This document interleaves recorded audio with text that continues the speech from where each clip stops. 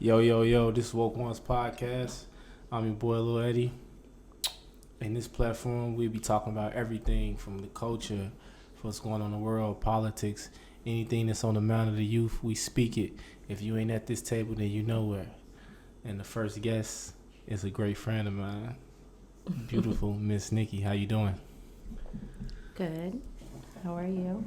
I'm doing good. I'm happy that you came to see me. I am too.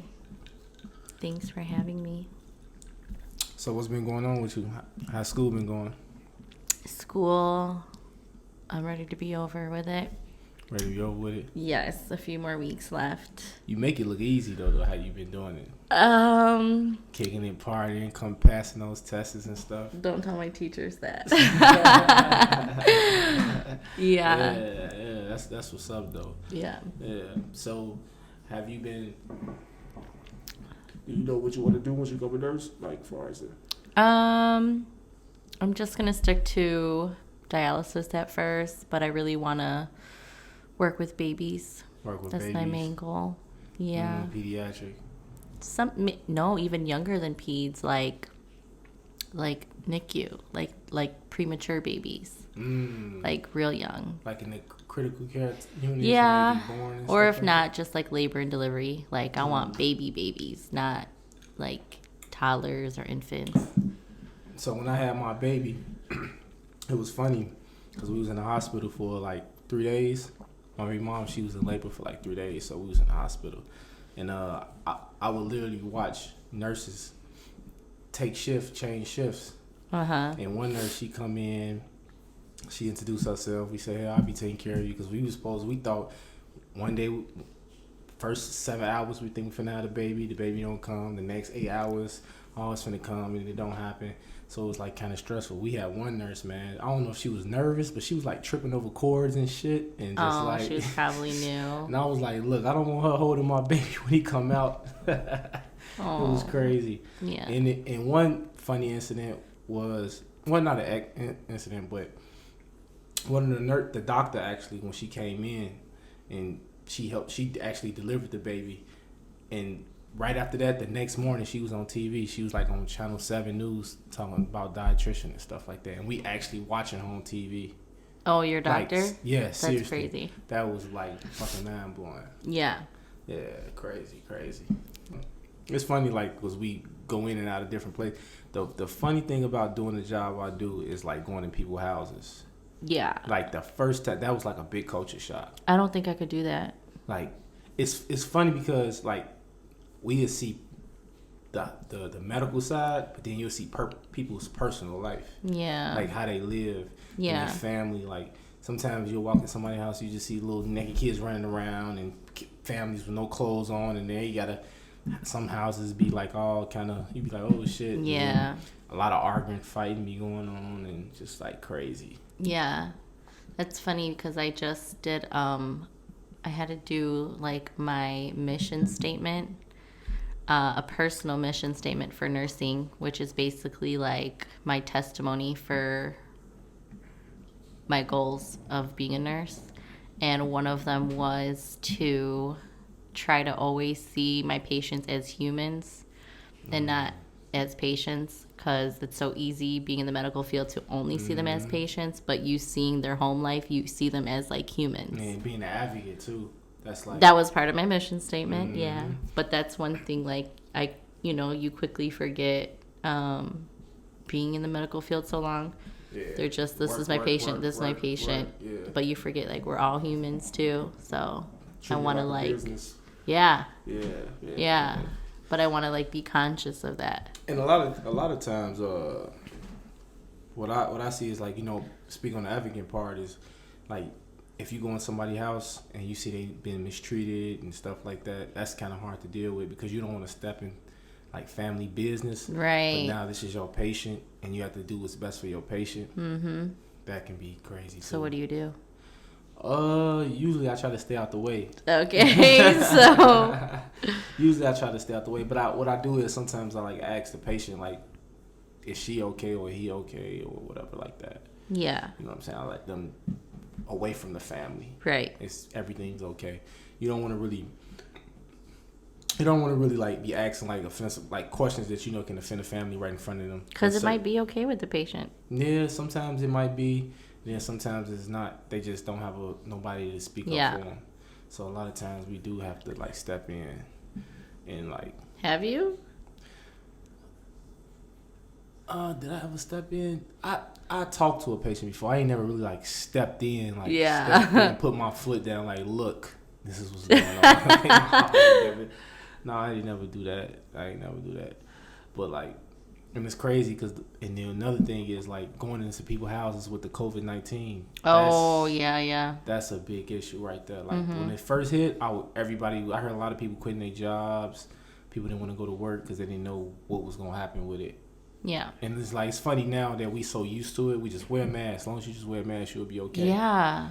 I was like thinking about that today too. Because even when I got the pizza, like they were sitting them inside and like everyone was waiting. Like it's just back to normal life. Right. And I was talking to my sister because, everyone's going back to school now.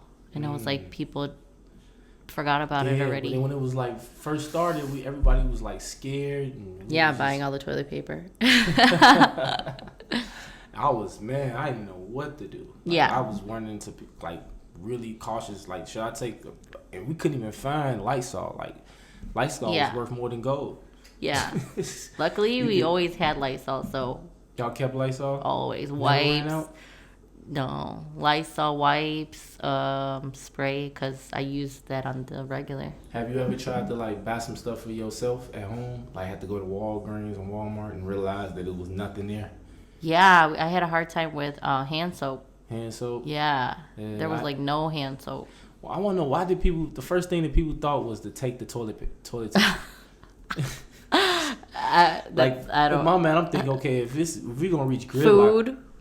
I was thinking food, water, like stuff that I feel like we really gonna need. Like they was taking toilet paper. Yeah. I think the best thing to do is take canned goods. Like if something that ever happened, or like the gas or lights. Well, we're Asian, so we stocked up on rice. We had bags and bags of rice because we will not survive. But imagine if the gas, if it got so bad, because there's actually a documentary on this stuff. Like if we reach gridlock, when everything, the freight trains stop moving, and basically, like there's no goods getting transported nowhere, and we run out. Yeah. What will happen? And it's a snowball effect to like. Well, that happened in Puerto Rico. Same thing happened in Puerto Rico. With the hurricane, there was no gas. Right. So. But they felt it a little bit. But then they felt it a lot. You're on an island. But did they have? Okay, well, Puerto Rico, did they have like people come over from like America and bring stuff in? Or they were just left stranded, like because the hurricane affected all forms of transportation, so there couldn't even be planes coming in. It was very seldom, So there were like. So it was like months before shit got in. Yeah, I mean there were a few flights, but not enough to supply a whole country. Not enough to supply a whole country. Wow. So they had celebrities, sending planes of stuff there, but people were fighting over gasoline. But imagine like only so many gas stations are open in the capital. How do you even get there if you don't have gas? Right. That's crazy. And people needed it to cook too.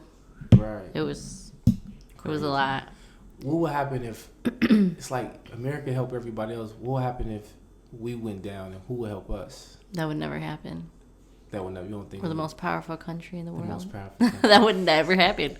But that's why that's a problem. How are we the most powerful country in the world? And we have access to any resource we want, but COVID is still the way it is. Well, back to what I was saying, politics with the now. Thing. So it's politics. Yeah, it's definitely politics. But if a virus is so bad, and gridlock can happen when everything just got to shut down and your goods can't come in, so we basically have to use our own resources. Matter of fact, will we be able to even get to our own resources? Like everything is made. And resources, yeah. What do we produce? We get outsourced goods, gas, food, clothes, everything, So materials. if we ever reach gridlock to the point where everything shuts off, that means that water, lights. So I just can't ever see that happening. I think it could happen. If we got a virus that was really, really bad. I don't think COVID was bad, but it wasn't like just killing people. It's a pandemic. It took over the world. It took over the world through like media, but no, every country was affected. But I'm talking about a stronger virus. Like if it was a virus that just really just like wipe people out, like, which is like you really had to stay at home. Yeah, I mean, I thought that's what this was at first. Exactly, that's what I was saying. That's what we all thought. That was the fear of getting it and not be, because it's like an incubation period. Like it's staying. I watched that movie. Was it Outbreak? It was with Matt Damon. It was a documentary I saw. No, there was like a fictional movie, but it's about called apocalypse. No, I think it was called Outbreak. And yeah, we were shut down, and people were breaking into each other's homes, stealing each other's guns, shooting people just for food, medication. Towns was like closing in. Nobody can get out. Nobody can come in. Type thing. Yeah. Yeah, it was like deep like that. I don't know. I don't know. I don't think that will ever happen. I think it could. I think that's the one thing. America, we so arrogant. We believe that nothing go wrong. That's so American. Yeah. Just being American. Honestly, yeah, probably. Honestly, thinking nothing can ever happen. We're just so powerful. So powerful that nothing. We can have happen. everything. Yeah, it's crazy. Yeah. Well, I mean, I hope it never happens. I don't think we'll get to it though. I think after this, I think we learned the lesson. I think no. You don't think we learned the lesson? Look at us. What lesson have we learned?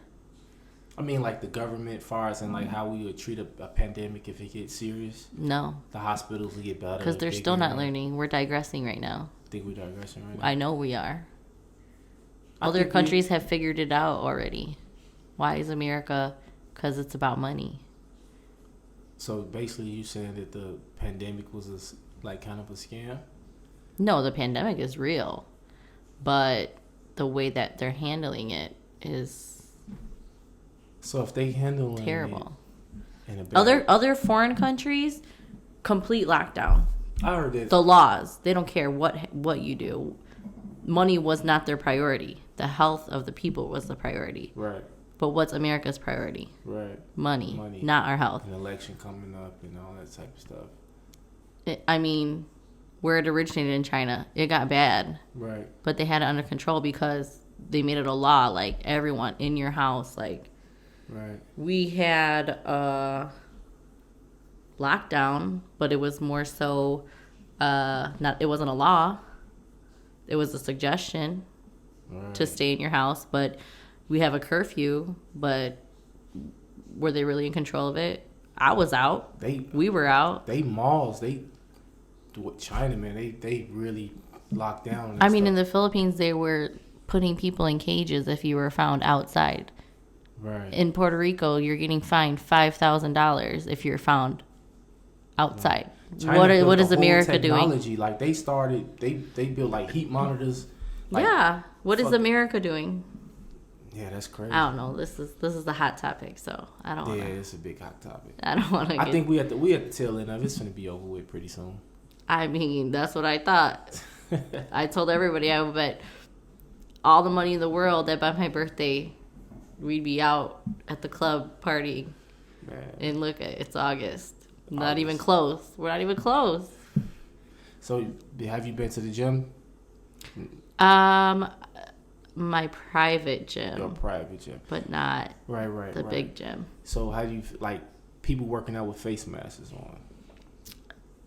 I'm not a tattletale now.